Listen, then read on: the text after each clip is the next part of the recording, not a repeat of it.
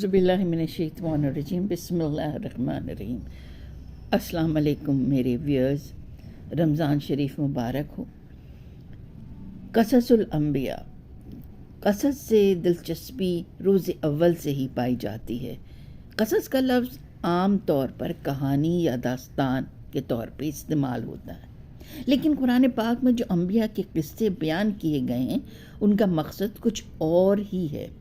अल्लाह पाक ने इंसानियत का आगाज़ करते हैं अंबिया का सिलसिला शुरू किया। अंबिया और रसूल पे दर पे आए। कहा जाता है कि रसूलों की तादाद 300 से ज़ायद और अंबिया की तादाद 1,24,000 से ज़ायद थी। कुरान पाक में ये क़सस हकीकत पर मबनी है और इम्तियाजी हैसियत रखते हैं। इनका ताल्लुक़ हालात और ज़हन से खड़ी हुई बातों से नहीं, बल्कि ये वाक़यात ज़मीन पर रोनुमा हो चुके हैं और ये वाक़यात इबरत का बाइस हैं। इंसानियत इबरत पकड़े और सीधे रास्ते पर चले। जब तक हम अंबिया के वाक़यात से रोशनास नहीं हो जाएं, हम कुरान पाक का मुकम्मल आगाही नहीं पा सकते। कितनी ही बार हज़रत मूसा अलैहिस्सलाम, हज़रत नूह अलैहिस्सलाम और बनी इसराइल का क़िस्सा बयान हुआ। फ़िरौन के वाक़यात आए और फ़िरौन के वाक़यात तो तकरीबन 70 मुकामात पर आए हैं। कितनी सूरतों का नाम अंबिया के नामों से मंसूब है। तो समझ लें कि जो शख्स इस क़सस से ला इल्म है वो कुरान पाक के बड़े हिस्से से महरूम हो जाता है। इन वाक़यात से रहनुमाई हासिल करना है।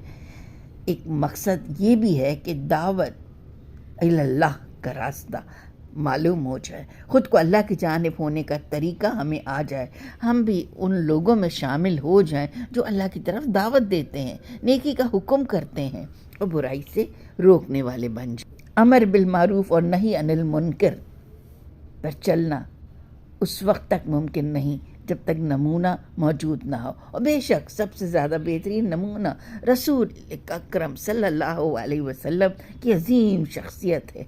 अल्लाह ताला फरमाते हैं, लक़द कान लकुम फ़ी रसूलिल्लाहि उस्वतुन हसनह, यकीनन तुम्हारे लिए रसूल की ज़िंदगी बेहतरीन नमूना है।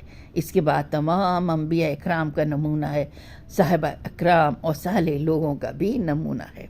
सबसे पहले हम आपको बताते हैं कि ज़मीन और आसमान की तख्लीक से पहले क्या था। सबसे पहले तो अल्लाह पाक की ज़ात थी, फिर अल्लाह ताला का अर्श कहाँ था।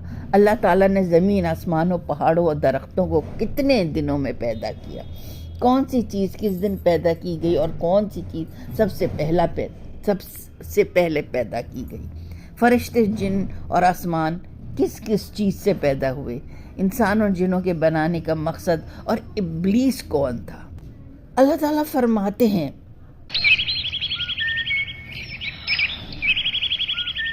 अल्लाहु खालिक़ु कुल्लि शैइन व हुवा अला कुल्लि शैइन वकील। अल्लाह ताला फरमाते हैं हर चीज़ का पैदा करने वाला है और वही हर चीज़ पर कुदरत रखता है।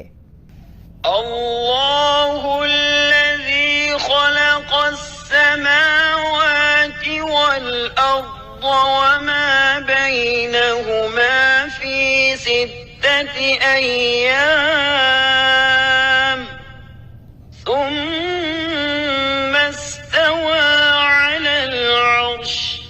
अल्लाह ताला वो है जिसने आसमान, ज़मीन और उनके दरमियान सब चीज़ों को 6 दिन में पैदा किया, फिर अर्श पर जलवा फरमा हुए।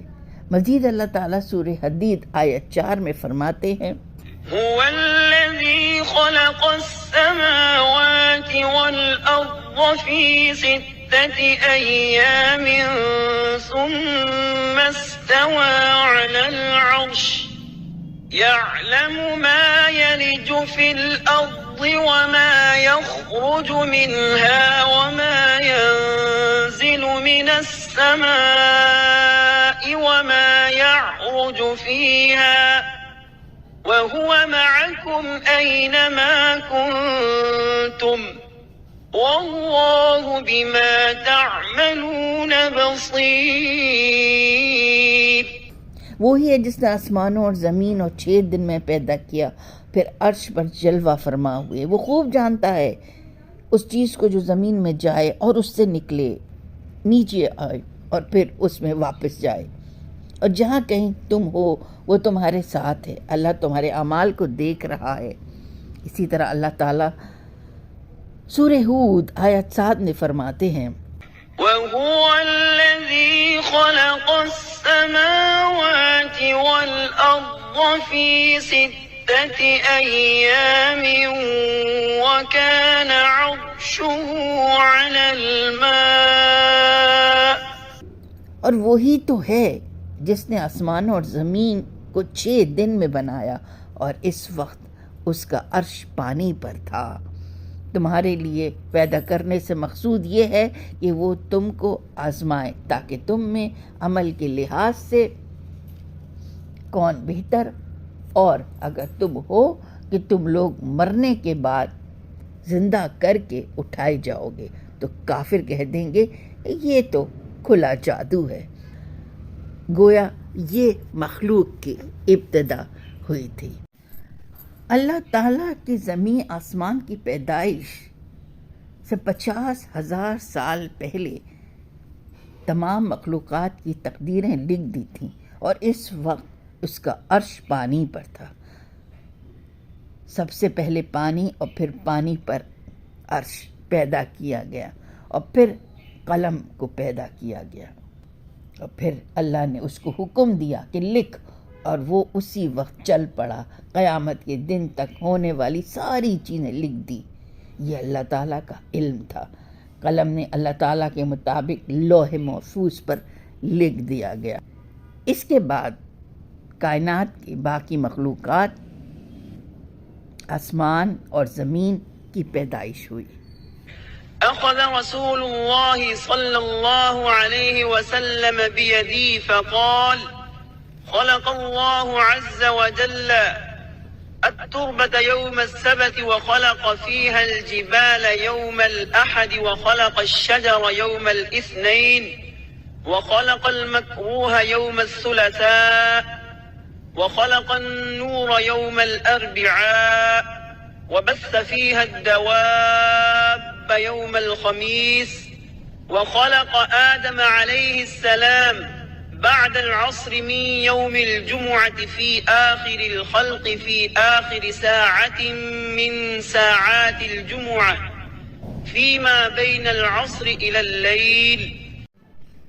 اللہ تعالیٰ نے ہفتے کے دن مٹی کو پیدا کیا، اتوار کے دن زمین میں پہاڑ، پیر کے دن درخت، منگل کے دن تکالیف، مصائب، جراثیم، بیماریاں، بدھ کے دن نور کو، جمعرات کے دن زمین میں چوپایوں کو پھیلا دیا، اور تمام مخلوقات نے جمعے کے دن آخری گھڑیوں میں عصر سے رات کے درمیان میں بابا آدم علیہ السلام کو پیدا کیا، یعنی آخری مخلوق انسان تھا۔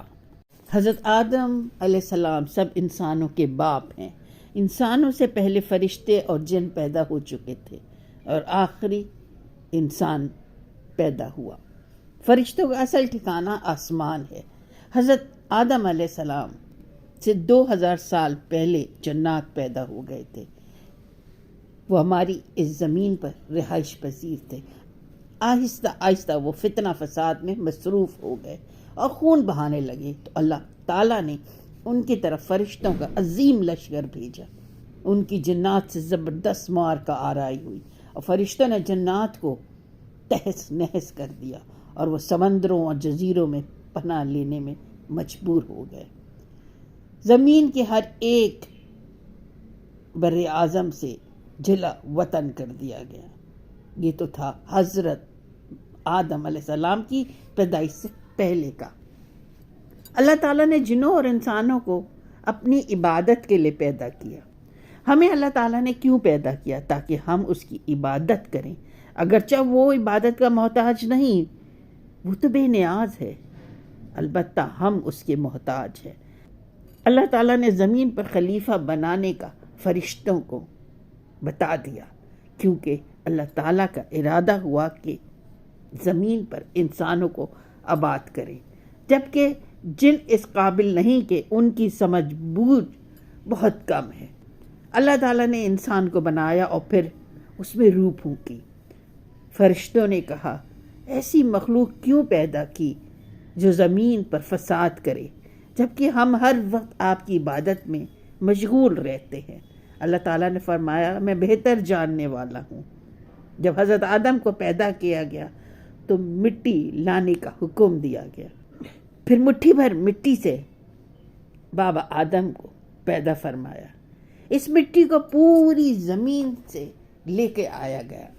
یہی وجہ ہے کہ آدم کی اولاد زمین کے لحاظ سے ظہور پذیر ہوئی۔ تو کچھ سرخ رنگ کے ہیں، کچھ سیاہ، کچھ سفید اور کچھ اس کے درمیان رنگ کے۔ کچھ نیک ہیں، کچھ خبیث، کچھ پاکیزہ قسم کے ہیں۔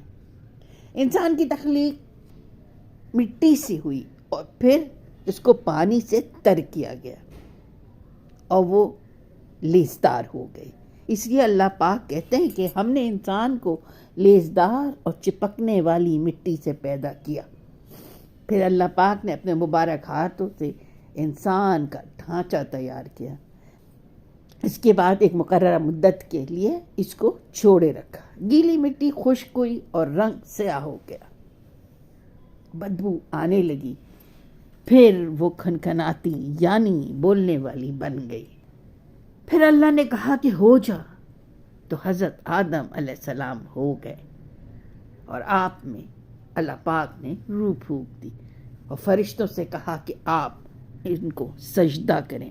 چنانچہ سب فرشتوں نے سجدہ کیا، لیکن ابلیس ملعون نے نہ کیا۔ اسے بہت تکبر تھا، وہ سمجھتا تھا میں بہت عبادت گزار ہوں، اور یہی تکبر نے اس کو اللہ تعالیٰ کی طرف سے نمرود بنا دیا گیا اور اس کو جنت سے بے دخل کر دیا گیا۔ اس لیے کہتے ہیں کہ تمام گناہوں کی جڑ تکبر اور غرور ہے۔ حضرت آدم کو عالم بنا کر پیدا کیا تھا، یعنی وہ جاہل نہیں تھے، ان کو ہر قسم کا علم تھا۔ جب حضرت آدم پورے طریقے سے اپنے پیروں پر کھڑے ہو گئے تو اللہ تعالیٰ نے فرمایا، جاؤ اب تم تمام فرشتوں کو سلام کرو۔ فرشتوں نے جواب دیا، وعلیکم السلام ورحمۃ اللہ وبرکاتہ۔ اللہ پاک نے حضرت آدم علیہ السلام کو ہر چیز کے نام کے ساتھ ہر چیز کے استعمال کا بھی بتا دیا۔ اس کے بعد اللہ تعالیٰ نے اماں حوا کو حضرت آدم کی بائی پسلی سے پیدا کیا۔ حضرت آدم کی پیدائش جمعے کو روز ہوئی تھی۔ اماں حوا کو فوراً پیدا نہیں کیا گیا، بلکہ کافی عرصے حضرت آدم جنت میں اکیلے تھے اور تنہا محسوس کرتے تھے۔ تو اللہ پاک نے حضرت آدم کی ساتھی کے طور پہ اماں حوا کو ان کی بائیں پسلی سے پیدا کیا۔ پھر ابلیس نے، جو کہ جنت سے نکال دیا گیا تھا، حضرت آدم اور اماں حوا کو بھکانے کی بہت کوشش کی۔ اللہ تعالیٰ نے بابا آدم اور اماں حوا کو جنت کی ہر چیز استعمال کرنے کی اجازت دی ہوئی تھی، جو کھانا چاہو وہ تم کھاؤ، مگر ایک درخت ممنوع قرار دیا گیا کہ اس پر سے پھل مت کھانا، تم ظالموں میں سے ہو جاؤ گے۔ مگر ابلیس نے، جو کہ جنت سے بے دخل کر دیا گیا تھا، بابا آدم اور اماں حوا کے دل میں وسوسے ڈالے اور انہوں نے اس ممنوع شجر کا پھل کھا لیا۔ پھل کھاتے ہی ساتھ آپ بھی لباس ہو گئے، جبکہ اللہ پاک نے جنت میں آپ کو خاص طور پر زیب تن جو لباس کرایا تھا وہ نور کا لباس تھا۔ آپ نے جلدی جلدی پتوں سے اپنے جسم کو ڈھانپا۔ آپ دونوں بہت افسردہ اور شرمندہ ہوئے کہ ہم نے اللہ پاک کا حکم کیوں نہ مانا۔ اللہ پاک نے آپ دونوں پر یہ نوازش کی کہ آپ کو جنت سے نیچے زمین پر بھیج دیا اور کہا کہ اب تم اپنے ہی آپس میں دشمن ہو گئے ہو۔ ہاں، جب میری طرف سے تم کو نیکی کا حکم ملے گا اور جو اس کو مانے گا وہ سرخرو ہو جائے گا۔ حضرت آدم کو کہا جاتا ہے کہ آپ کو ہند میں اتارا گیا اور اماں حوا کو جدہ میں اتارا گیا۔ پھر بابا آدم اماں حوا کی تلاش میں کافی عرصے تک بھٹکتے رہے اور آخر کار آپ دونوں کی ملاقات عرفات کے میدان میں ہوئی۔ آپ دونوں کی معرفت حاصل کرنے کی جگہ عرف گیا اور اسی لیے اس میدان کا نام عرفات رکھا گیا۔ پھر اللہ تعالیٰ نے زمین کے اندر انسانوں کو پھیلانا شروع کر دیا۔ اماں حوا نے بابا آدم کے لیے 20 ولادتوں میں 40 بچے جنم دیے، یعنی ہر دفعہ جڑواں بچے، ایک لڑکا اور ایک لڑکی پیدا ہوا کرتے تھے۔ اس زمانے کا اصول یہ تھا کہ شرعی طور پہ جیسے اب تو جائز ہے نام محرم میں بہن بھائی، مگر اس وقت کیونکہ کوئی بھی ایسا نہیں تھا تو اس لیے بہن بھائیوں کی آپس میں شادی کرا دی جاتی تھی۔ ان بہن بھائیوں کی نہیں جیسے 2 ساتھ پیدا ہوں۔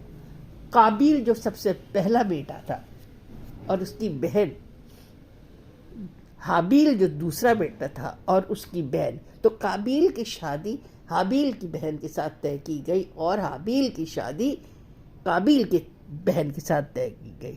حابیل کی بہن شکل و صورت میں کمتر تھی اور قابیل کی بہن شکل و صورت میں اچھی تھی۔ تو قابیل نے کہا، کیونکہ قابیل جو تھا وہ بڑا خودسرد تھا، بہت بد دماغ تھا، اور حابیل بہت نرم مزاج تھا، دونوں میں بڑا فرق تھا۔ قابیل نے ضد اڑا لی کہ میں نے تو اپنی ہی جو جنی بہن ہے اس سے شادی کرنی ہے، جو کہ ناممکن تھا۔ اس قصص الانبیاء کا یہ قصہ حضرت آدم کے بیٹوں قابیل اور حابیل کا انشاءاللہ ہم اگلی افطاری میں لے کر آئیں گے۔ تو جب تک کے لیے دیجیے مجھے اجازت۔ اللہ حافظ۔ پاکستان زندہ باد۔ رب کونین میرے دل کی دعائیں سن لی، میں ہوں بے چین میرے دل کی صدائیں سن لی، رب کونین میرے دل کی دعائیں سن لی۔ شان اعلیٰ ہے تیری مالک و مختار ہے تو، مجھ کو معلوم ہے دنیا کا مددگار ہے تو، میں ہوں محتاج مجھے علم کی دولت دے دے، اپنی انمول خزانے سے یہ نعمت دے دے، میں ہوں کمزور مجھے دولت ماں دے دے، ناتوا بندے سے بھی دین کی خدمت لے لے، جلوے حق سے میرے دل کو فیروزہ کر دے، نور اسلام کا چہرے پہ نمایاں کر دے، رب کونین میرے دل کی دعائیں سن لی، میں پریشان ہوں سرمایہ راحت دے دی، اپنی محبوب کی سچی محبت دے دی، جس کے صدقے میں دو عالم کو بنایا تو نے، میرے محبوب جس کہہ کے